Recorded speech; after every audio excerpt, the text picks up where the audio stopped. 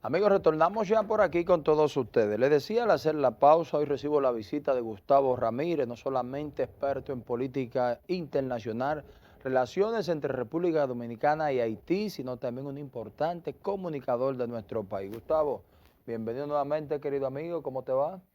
Muy bien, don Robert. Días que no nos veíamos. Buenas noches, amigos televidentes. Aquí estoy, dispuesto a conversar contigo y con los televidentes de cualquier tema que yo tenga conocimiento. No, no es de cualquier tema. Yo recuerdo que hace unos días tú estuviste por aquí. Conversamos precisamente cuando tú vaticinaste aquí, que hay que decirlo, las llegadas de las tropas kenianas al pueblo haitiano. Y tú dijiste que esto no iba a tener resultados por la cantidad de bandas presentes en Haití. Y no sé si llamarte boca de chivo o que vaticinaste algo, pero al parecer la situación en Haití sigue prácticamente igual, Gustavo. ¿Qué está pasando, Peor, hermano? peor. No, espérate, no empecemos con esa profundidad. Peor, Gustavo. Sí. Vamos a ver. Fíjate que hace unos 10 o 12 días hubo una matanza, un holocausto. Pero Mataron, eso no se dio a conocer en los medios, Gustavo. pero hubo un solo día un asesinato de 77 personas, hombres, niños, mujeres, ancianos. Y de esos, y de los heridos murieron, fallecieron 10 más. Hay 87 personas asesinadas de manera violenta por las estructuras de las bandas criminales. Yo trato de no llamarle bandas, estructuras armadas que funcionan en Haití. ¿Qué ha pasado con la comunidad internacional? Vamos a ver, Gustavo, esto es Tú no serio. corriges una hemorragia cerebral con una curita, ni con un pedazo de gasa. Ahí se han debido tomar medidas diplomáticas y militares serias. Lo que están relajando. Vi que un país mandó antes de ayer 6 miembros de sus Fuerzas Armadas, 6 personas. Eso va a ser turismo. Porque ¿cómo tú resuelves un problema tan serio con gente que no conoce el problema? Y segundo, con el número. Es un relajo. Es una falta de respeto a las víctimas de esta situación y a la comunidad internacional. Gustavo, ¿tú te refieres al hecho donde vimos el incendio de un camión blindado de los guardias kenianos allí? Y entonces el número de personas que perdieron la vida es ese que tú estás No, diciendo. ese otro evento. Vamos a ver, Gustavo. Ese evento fue, ojalá Heriberto pudiera conseguir algunas imágenes, fue una cosa bestial. Hubo una carnicería, una sola noche, una estructura que, de hecho, la banda de Petit Homme se acreditó esa masacre, mataron 77 personas y luego, pasados 2 días, fallecieron 10 más. La 87 en total, para 87 poner personas. la audiencia en contacto. 87 87. personas asesinadas en un solo día. Entonces tú tienes que 2 o 3 días después, ese mismo grupo secuestró un camión blindado, un camión no, un blindado Un camión de un asalto, camión de deben decir. asalto, Sí, un carro de asalto del ejército keniano, de la policía keniana, lo asaltaron, lo quemaron. No se ha dicho exactamente el destino de los ocupantes, pero si lo tomaron y lo incendiaron, es posible o que tengan bajo captura a los ocupantes o hayan perdido la vida en ese momento. Si el tema es simplemente incontrolable. Están buscando paliativos a un problema serio, grave, preocupante y del que hay que ocuparse con tonterías y discursitos baratos y posiciones muy light, muy light. Gustavo, y el tema del Consejo Presidencial, el tema que se ha hablado de la posibilidad de llevar a cabo elecciones y todo esto, Gustavo, ¿qué tal? Mira, esto es hasta indiscreto lo que voy a decir, pero Vamos a el ver. jueves pasado yo sostuve una conversación telefónica con Luis Giles, miembro del Consejo Presidencial de Haití. Sí. Muchas de las informaciones que han salido en algunos medios de comunicación, y hasta una indiscreción de un amigo mío, un artículo que publicó, es fruto de esa conversación. El Consejo tiene ahora un problema. Le han dado una especie de una especie de golpe de Estado entre ellos. A quien le tocaba asumir la presidencia rotativa que le corresponde es a Agustín Smith, Smith Agustín, y a dos más de esos 7, porque ahí son 9, dos observadores y 7 titulares, Pues se inventó un funcionario del Banco Estatal de Haití de que 3 de los 7 consejeros le habían solicitado algún tipo de sobornos, estamos hablando de un poquito más de $700,000, dice que para dejarlo en el puesto. Eso ha provocado que dentro del mismo Consejo Presidencial haya una división y esos 3 señalados por el destituido funcionario bancario le han impedido accesar a ocupar el puesto de presidente rotatorio, que fue lo que se acordó en principio. Bueno, de todos modos están sobreviviendo o coexistiendo. Ya designaron un consejo electoral de cara a unas presuntas elecciones que se van a celebrar el año que viene. Pero al consejo le faltan 2 miembros y yo me reí porque han escogido para ese consejo electoral a un representante de los vudú, de los que practican el vudú, un representante de las universidades, han buscado una serie de segmentación de extractos de la sociedad para conformar un consejo electoral que permita organizar unas supuestas elecciones en las cuales yo no entiendo cómo se pueden celebrar, porque tú no puedes hacer elecciones en un país que está tomado literalmente por estructuras armadas. Y el control, por ejemplo, de la mayor población, concentración de población, la tienen las bandas. Gustavo, yo creo que lo que tú has dicho en estos momentos debe ser titular mañana en la prensa nacional. Encárgate de eso. Un golpe de Estado a nivel del Sí, Consejo. hay un golpe de Estado dentro del Consejo. Entre el Consejo. Esto es muy serio, Gustavo. Sí. Ahora, esto que tú has dicho, se ha creado un complot, una supuesta acusación entre ellos de un supuesto soborno para evitar que se lleve a cabo esto. Para inhabilitar a 3. Inhabilitar a 3, que no puedan ocupar la posición rotatoria como presidente. Ahora, Gustavo, te pregunto así de manera directa y clara. ¿Se pudiera llevar a cabo, organizar elecciones en Haití? Yo creo que es imposible porque las elecciones se hacen con la gente votando. Y para que la gente vote hay que crear una estructura de centro de votación, mesa de votación, personal entrenado, ¿verdad? Impresión de boletas y una campaña electoral. ¿Quién puede hacer campaña en los territorios ocupados por las estructuras armadas? Por ejemplo, la zona donde opera Barbecue, el control geográfico y humano que tiene, ahí se deciden las elecciones. Más de la mitad de los electores están ahí.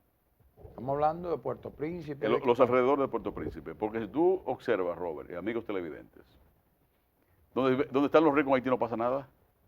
En el centro de Puerto Príncipe. No pasa nada, ni los cerros, ni la parte alta, que es Bechonville, y otra localidad que le dicen La Terraz, que es mucho más alta de mucho más lejos o mucho más hacia el sur de Puerto Príncipe, donde viven los ricos de verdad. No pasa nada. No han secuestrado a un rico, no han matado a un rico, no han quemado un negocio de nadie. Donde tienen los pobres secuestrados abajo, en los cinturones de miserias que bordean a Puerto Príncipe. Y ahí dicen, lo que saben más que yo, que hay alrededor de 3 millones de personas. Que si las elecciones son mañana, va a ganar el que diga Barbecue. Porque ellos tienen el control de él. Pero hablamos del caso de Barbecue, recuerdo que tú describiste una cantidad determinada de bandas. 121 bandas organizadas, identificadas con nombres y líderes. Tenemos 120 restantes. Sí. No, acuérdate que se hizo una coalición, se llama Vivir Juntos. Ofrezco. Primero se hizo la G9, Sí. bajo la dirección de Barbecue, se fusionaron 9 estructuras. Ahora se ha creado una gran coalición que se llama Vivir Juntos. Y hicieron un pacto entre ellos de no agresión y de convivir pacíficamente entre las estructuras armadas para hacerle el frente a los kenianos, a los cualquiera que llegue. Sí. Pero eso no se había dicho, Gustavo. Mira, aquí hay un tema de interlocución y de difusión de las informaciones en este país muy serio. Yo soy afín a este gobierno, no tengo por qué negarlo, ni tengo por qué avergonzarme, y me da pena la falta de información puntual sobre el tema más serio que tenemos los dominicanos, que es el tema de Haití. Y tú hablas con cualquier funcionario y a nadie le importa. A nadie le importa. Si nosotros no sabemos a ciencia cierta el nivel de amenaza que tenemos, hace un tiempito se acercaron a 20 kilómetros en la frontera, por el lado sur, en la parte de Anzapitre, por la parte céntrica de Jimaní, y se instalaron a 20 kilómetros de República Dominicana. Y están ahí. Las bandas y los grupos. Claro, por donde único no han podido ellos avanzar es en territorio haitiano, es por el lado de Belader, porque por ahí hay unos empresarios haitianos de mucho respeto, Sí. y le dijeron aquí no, porque aquí no pueden llegar, y en un momento determinado intentaron avanzar para allá y le mataron 8. Hubo ocho sacrificados fallecidos. Porque ellos tienen su propia Tienen su seguridad, propio ejército, su propia ley. Aquí no hay problema, aquí no queremos problemas, el que viene tiene, y no pueden avanzar. Y eso pasó una noche. Yo tengo información puntual de cómo venían avanzando. Ok, es una estrategia de poder abarcar mayor espacio para poder tener el control total del pueblo Sí, haitiano. porque si tú desestabilizas áreas específicas o expande el conflicto, pues a los interventores o comisionados Sí. se le hace más complicado. Fíjate una cosa, yo estaba viendo hace un par de noches unos videos en vivo de las noches en Cabo Haitiano. Ay, ay, ay. No es Ayayay, esa es La Habana de los años 50. Mucho romo, muchas mujeres, mucha fiesta, un mundo distinto, muy distinto al que los dominicanos conocemos. Y muy distinto al Haití de Puerto Príncipe y esos alrededores. Por ahí no pasa nada. Y donde están los ricos de Haití poderosos no pasa nada. Son mucha bulla y algunos crímenes horrorosos. Yo vi unas imágenes de una ejecución de un muchacho como de 20 años. Llevarlo a una regola. ¿Sabes qué es una regola? Sí. De un hombre de Sí, pueblo. sí, claro que sí. Lo llevaron a una regola. A los que ven este programa que no saben lo que es una regola, es donde se canaliza el agua que no es que en tierra, en un canacer, un conuco. Lo sentaron en una silla plástica en el agua corriendo, en una turba, y le dieron para darle un balazo en la frente por algún hecho que no se especifica bien. Entonces, ese tipo de prácticas está afectando al haitiano pobre, al haitiano descalzo, al haitiano descamisado, a los sin familia. Se están matando entre ellos, pero entre los pobres. A los ricos no le pasa nada. Y hay partes en Haití que la gente no sabe que hay problema. Sí.